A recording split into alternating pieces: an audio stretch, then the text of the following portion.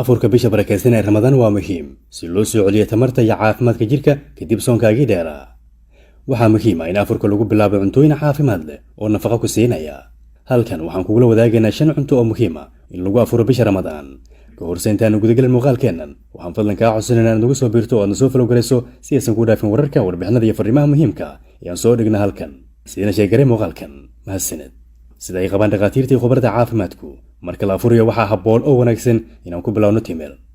Kow, waa caado diimeed Islaami oo aad u wanaagsan in lagu bilaabo afurka timirta iyo biyaha.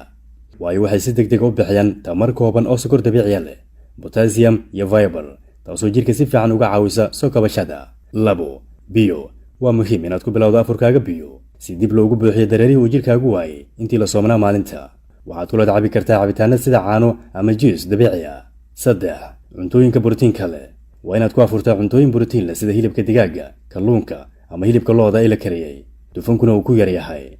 Waxay bixiyaan borotiin muhiim ah soo celinta awoodda jirka iyo murqaha.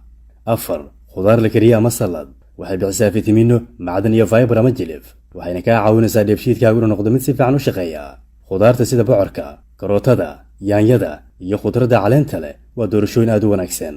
5, baasto ama bariis aan aad u cuslayn. Karbohaydraytyada fudud sida baasto ama bariis laga farsameeyay daqiiq waxay bixiyaan tamar waarta oo ka hortagta in qofku uu dareemo daal iyo gaajo degdeg ah inta lagu jiro soonka maalintii.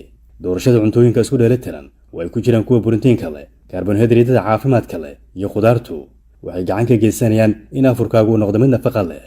Fadlan sii share oo gaarsii muuqaalka meel dheer. Haddii aadan hore noogu soo biirinna, maanta ka mid noqo asxaabteena oo na soo follow gareey. Ramadaan mubaarak.